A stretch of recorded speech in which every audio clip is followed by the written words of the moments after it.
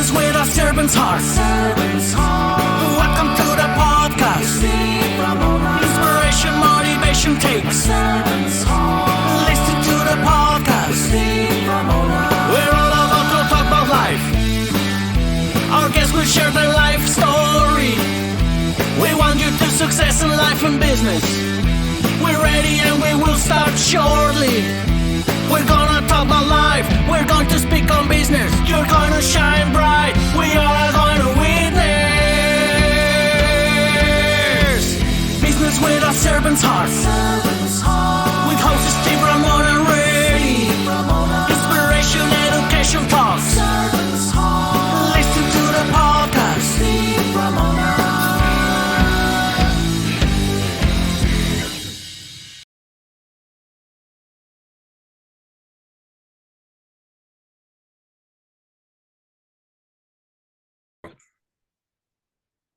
Welcome, everyone, to Doing Business with a Servant's Heart podcast. I'm your host, Steve Ramona. I'm so excited to have you join us today. We built and created this podcast to explore the idea of having a purpose of a servant's heart and using that in your work and your life. I know this is doing business with a servant's heart, but servant's heart crosses over to your life, to your business. And what's the power of that? The impact and difference you're going to make in people's lives and, of course, yours.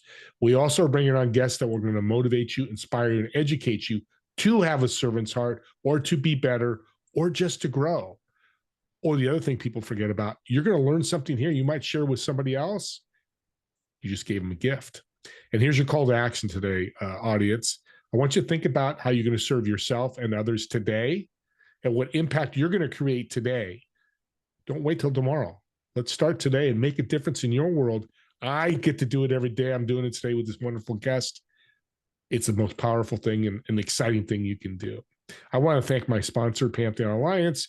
You can join a community of high-income entrepreneurs and business leaders who are creating a world-class thought leader platform to help grow your business, but more importantly, to impact and change the world. For more information on Pantheon, just reach out to me and I'll get you all that information. With that being said, impact, AI, SEO, websites, digital's everywhere, social media. If you don't have digital, what do they call it, digital presence, could be a little bit of a problem. Well, my guest today is an expert on that and much more. So let's welcome John to the show. Welcome, John. Thank you, Steve. It has been a pleasure to be here, and I'm very excited to educate, inspire, and support everyone in your community so they can take on something, so they can apply in their business. So yeah, putting my whole heart on the table, and let's get started. Thank you. Digital transformation. What the heck is that? So it's a model of transformation in terms of business. Let's think about years back, how the modern warfare, what's the warfare used to happen? Like people used to go to war. Like basically people used to have fort, and there is an army that used to normally walk out from one place to another place to attack the fort. So typically that time the best possible weapon was basically sword. So now all the sword, what we used to use in the world, or the different all kind of fighting zone or war zone, was basically an approach to solve problems. Basically, all the war was happening there is a conflict between different regions, typically. So now we live, just fast forward today. There is some war happening in Russia, or there is some war happening in the Middle East. But I call them as pretty much stupid war, because the main war right now is the business war. So now each of the business is having only war to acquire more customers and providing better value to the customer and create more fan and followings too. So this is the gentleman war. So now, what is digital transformation? I will tell you in right now. So let's say example, years back, we used to win war with sword. But now, if you have a sword, if you just think about, I'm going to make a bigger sword, and I'm going to sharpen the sword over and over in a period of time, it's going to make you cut through in this present business world. Because there will be someone who will come in with guns, snipers, tanks, or maybe even have a drone on top of you and they just take you over too. And that is called a typical transformation. And so that means that over time, we need to optimize our weapons into the business and make it more scalable, affordable, and more powerful. So we can win big in this modern warfare called business world. So that's the way I would like to say this one is about when we're transforming a business using sword to the modern weapons, that is the one we call a business transformation. And now if you talk about a macro phase, let's say example, if you have a hospital, you can serve the people around you. But now let's say if you build a digital hospital, you can serve all over the world. So recently we just launched out a digital hospital from Singapore. So now it's all the hospital in Singapore, but serving all over the Asia, all the different patients, and now they're having more affordable way without even being in the Singapore. So now you say this one, what is the importance? Why do we have to do so many transformation? I just want to tell you the one thing before I hold it back to the mic is this. Think about samurai, the Japanese legends. Everybody used to be fearful about them. Samurai is coming, so that means run. That is the only thing going to happen. But what happened to them? Fast forward after a few years later, they were being defeated by the British army because they had gun, they had cannons. So the samurai was so confident about their weapon because they had been so successful, and they didn't want to embrace the new weapons, and they were being defeated. So that's the importance of right now. Any business owners, any entrepreneurs, any business leader thinking about they're going to use the battle with the sword and they want to reject the digital transformation, their situation is going to be about to, like samurai. Particularly, the things are even evolving when the things like AI, blockchain, all the things are even on the verge of even taking things even to the next level. So that's what I see is about transforming our business weapon to take to the next level so we have a better market opportunity, and that is business digital transformation. How does ROI fit in all the equation? So it's a great question, but I would say that in terms of ROI, it's kind of infinite because if you put the return of investment, normally let's say example 20%, 30%, let's say bank give you 10% and you are really, really happy about it. But if you do the right investment and right strategy, so it can goes to a 5x, 10x, 20x. That way it's going to happen. So just look back. If you look into the business like private equity, what they really do. So in old days, private equity, so that's the something I'm typically talking about all the private equity. They bought up a business and they cut all the costs and try to make it more profitable. I say, how much you can go back to cutting your cost? You can maximum go to zero, fire everyone, stop everything, and you can go back to the zero. So that is not the way you can make it a business profitable, which is old way. And now in all over America, everybody hates private equity because whenever there's a private equity takeover, people are already been fearful. There will be a lot of firing and a lot of cost cutting, and it will not be fun. And even the customer are not happy too. Like an example, recently, the NFL recently opened up. Now allow this private equity can invest right now. And there's a lot of negative communication on social media happening right now. So that's the point is about stop talking about cutting the cost and thinking about leveraging the superpower of digital transformation so you can multiply the outcome of productivity and effectiveness. And that's why you can acquire new customer, you can sustain new customer, you can cross-sell, upsell to. If you have a physical product, let's say you are doing only physical thing, now you add on digital product and services on top of it too. And that could be even you can add on to add more value, or you can even add product services as well too. Like an example, if you're selling one cup, but now you think about what is the product digital services you can add around the cup. Do you want to sell coffee on top of it in as an app, or you want to sell more like a light box, which is a big trend in South Asia right now. The young people love to buy the light box, but can you add on a cup with a logo identity with a cup, or maybe you can even sell a cryptocurrency on top of it with a cup too. So I mean that level of wild policies there too. So that is the thing. 1x, 2x, 10x into 1000x, a million times you can do it. All you need is you need to put down the right strategy, right research, and right expertise, and then it will happen. Breakthroughs or scaling? I think they're the same thing. How does this help digital transformation for that? Yeah, I mean, if somebody wants to create a breakthrough, so let me explain to you about the business levels. So typically I see there are total 5 levels of business. So first level is about $0 to $1 million. I'm typically talking about revenue because the valuation is a very very subjective thing. You may say this one, this is a $10 million. Another guy will say, no, it's actually $5 million. So let's forget about the valuation. Talk about how much money they're bringing into the company. So the first level is 0 to 1 million. It's a typical startup. $1 to $10 million is basically a family company. Then we have a $10 to $100 million into this level 3. Level 4, $100 million to $1 billion business. And level 5 is a billion to $100 billion. So where do we know that we have Tesla, SpaceX, all this company into the space? So when we take the company, so what is the company C-suite, the leader doing? So whenever a company hires a C-suite level executive, their mission is to create one thing, taking the company from one level to the next level. So taking the company from one level to the next level, I call it a breakthrough, because if you don't create a series of micro breakthrough, it's not going to happen. It's not going to take the company to the next level. And when we wanted to take the next level, there's always a priority. That means there's a tons of things to do, but typically there are 4 things in each of the level which is really ignite.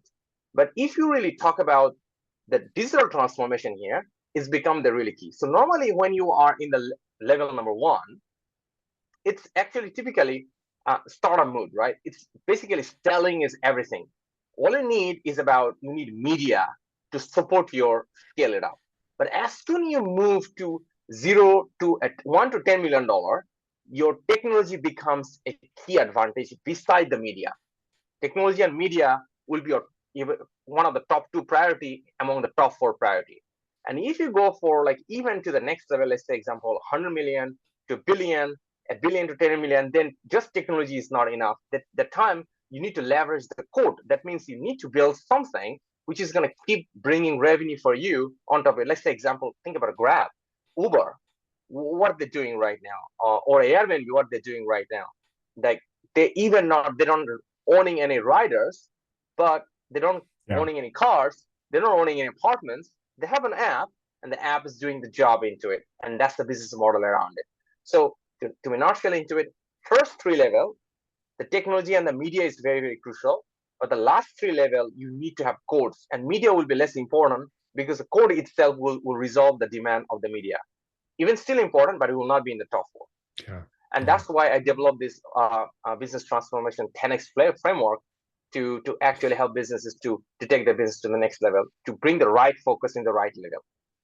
Yeah, and this is not for every company either. If you're out there thinking, hey, I'm making 10 million a year, you're happy, that's great. This is that company wants to go to different levels that you mentioned, John, which is powerful. I always like to say that, be like, oh, I don't really want to scale, because they don't want to take on a lot of work. And I don't blame them. Hey, 10 million, we've got enough work. Everybody's happy. Everybody's making enough. And that's fine. It's not a negative. Let's talk about your book. This all dives into the digital transformation. Why did you start to write the book? What was the mission and what's the goals? So this is the very interesting aspect into it. But before that, I just want to tell about what you just meant. The statement you made is very, very powerful. I just want to compliment on this one too. If you're an entrepreneur and if your business is making $10 million and you're really happy with this one, you are doing a disservice to your expertise. And the business you are probably thinking about, you hate to grow right now, it's not anybody's fault, but only your fault, because you have forgot to do one thing. You forgot to put the right time in the right thing. When you are having $10 million, there's a multiple thing you need to do is to ever buy back your time so you can actually focus what is really important into it. Because in all over the level 1 to level 4, number 2 priority always the expertise. But as soon as you hit the level 3, your number 1 priority is the people. Your goal is to hire the right people, and then you give them the right leadership team and so on too. And if you do this one, you become the bottleneck. So just don't become the bottleneck. Hopefully I could talk about it probably in the other episodes, but now let me talk to you about the book story. So I was very fortunate having one background. So I always listened to Bezos. When I was starting my career, he was peak at his career. So this one line and one talk he was giving to one university really inspired me. He said this one: if you find a job, don't stop, build your career. And when you build your career, find a passion. And when you find your passion, you will be able to fulfill your fulfillment of your life mission. So then I thought that, okay, I get a job. I work on software engineering. back that time I started my career in software engineering. I was thinking, what will be my passion? So I thought that my passion would be a research because I love doing research. So I was building research. I was publishing different conference and scientific papers. So I thought that I was doing a PhD. But when I got 4 offers, 3 in Australia and 1 from the UK, I realized this one, if I go for PhD, my primary objective of my career to become a chief information officer is never going to happen. So I drop out of PhD study. And then I start doing research in the phase I really interested about. So back that time, I had a mentor. He told me that one, hey, John, any problem you face, just do research about it because you just love it, right? So I found, okay. So I found one problem back that time. I was driving digital transformation in different companies. And I see this one, a lot of digital transformation is not bringing enough effectiveness. And change management and people was the obstacle. And my curiosity is of why it's happening. I want to know what is the thing is actually stopping us. So then back then I start doing research, and I had a superpower. Or when I get started, I kind of turn into a Terminator. It's impossible for me to stop it. Even I cannot stop myself. I just keep doing the research for almost 7-8 years. And one of my mentor back that time pushed me and said this one that, hey, John, you've been doing research for 8 years. For what? I said, this is my passion. I said, your passion should be now help the companies not to tell their problem, but now it's time for you to help them to solve their problems. And I was very shocked about it, but he told me this one that, hey, I have this old problem in my own company. Why don't you bring it to my problem and solve my problem in my own company? Because he's a CEO of a company by the time. And he told me, I have a bunch of CEO which are my friends too, and they have the same problem. So I want you to solve their problem too. So then I opened up a VSHR Pro Academy to solve their HR problem, which is my passion project. And fast forward in 2020, I was sitting with my mentor in Singapore, National University of Singapore, which another mentor, and he was asking me that, hey, John, how many companies can you really help by yourself with your Pro Academy? I said, 50, 60 company per year. That's all resource I have. He said, this one, then you are acting like selfish. I said, wow, why do you call me selfish? And he told me that, hey, John, you acting like selfish because you are only sharing your expertise to only 50, 60 companies, and because you don't have resources. But how about those companies who cannot even afford you? How about those companies who cannot get your resources to? Why don't you make your knowledge available for the rest of those companies so they can help themselves? And as soon as you die in this world, because you come to this world means you're gonna die. So why don't you make it available for them? And that triggered me. What I'm going to do? So I told him that I'm actually writing. I have YouTube channels. I have blogs. I'm doing podcasts. And he said, no, I mean that's good, but nobody can actually follow through a transformation by going through. You should write a book. And he pushed me up writing a book, and and I got inspired about it. And then I came back and I started writing a book. And very soon I figured out that one that is actually a lot more harder than I imagined writing a book.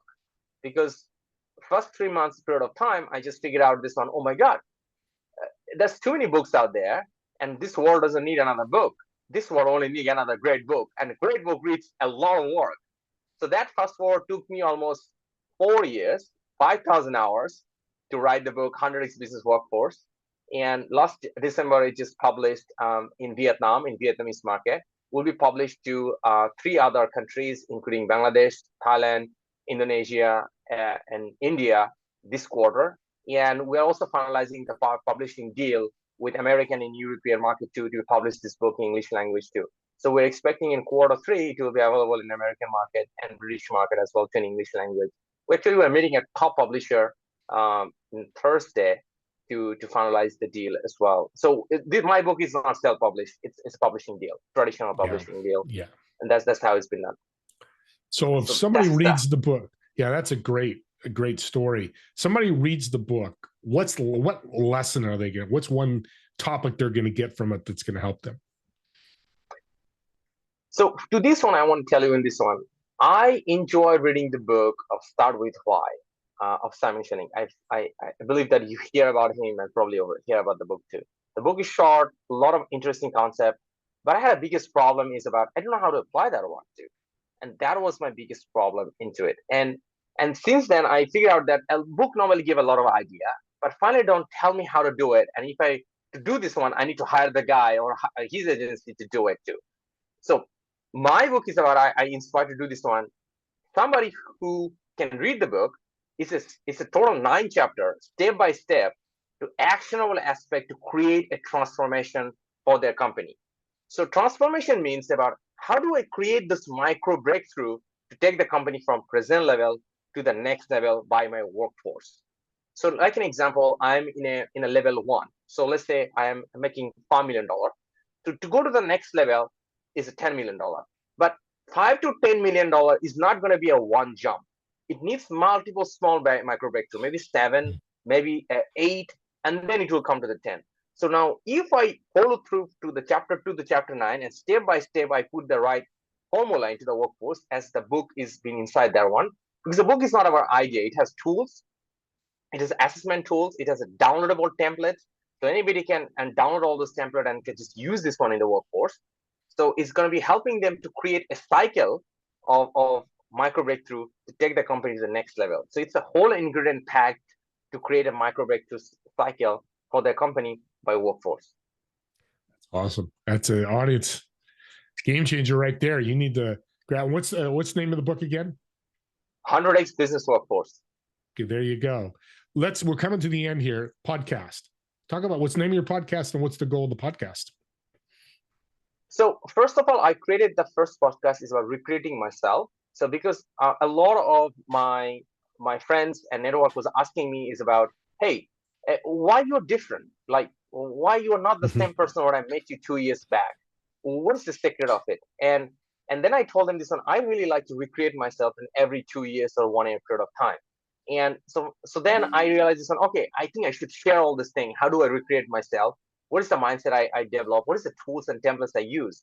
So that's the resources I share about how do somebody can create their mindset and skill set to take them to the next level of recruiting themselves. So basically, I need to recruit myself. So that's the first podcast, recruiting myself. And then since last year, a lot of business leaders was asking me this one, hey, help us to strategy. Like every time I want to do a business strategy, I need to hop into a call. Is there anywhere else I can look through all this business strategy, transformation strategy?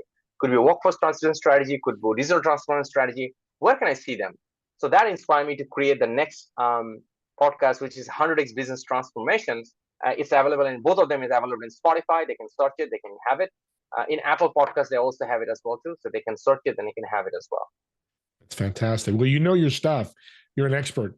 You definitely can do breakthroughs, and I love what you're doing.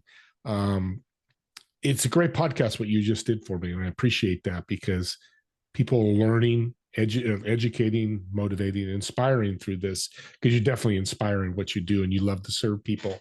Let's end with a little fun question I have at the end here. So I've reserved a table in a restaurant in Vietnam, table for 4. You're going to sit in one of the chairs. In the 3 empty chairs, who would you invite, dead or alive? Why would you invite them? And what food would you order?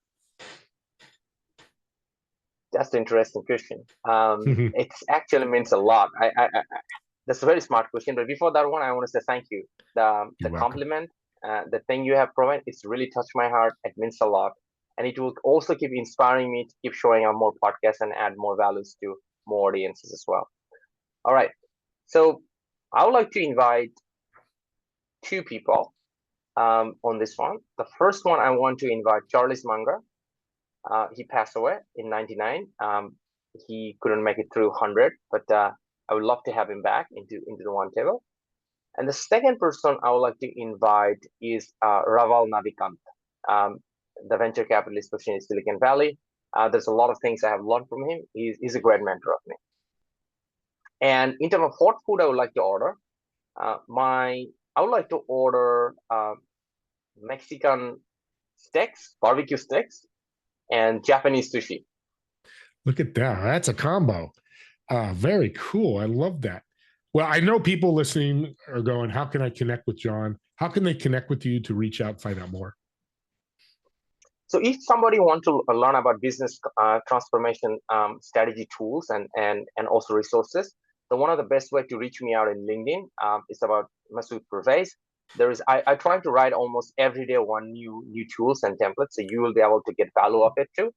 And YouTube channel are already there too as well. But one of the best way to reach me out is in the LinkedIn, because that's why I'm writing, and anybody can reach me out in LinkedIn, and they can reach me out as well by messaging or commenting.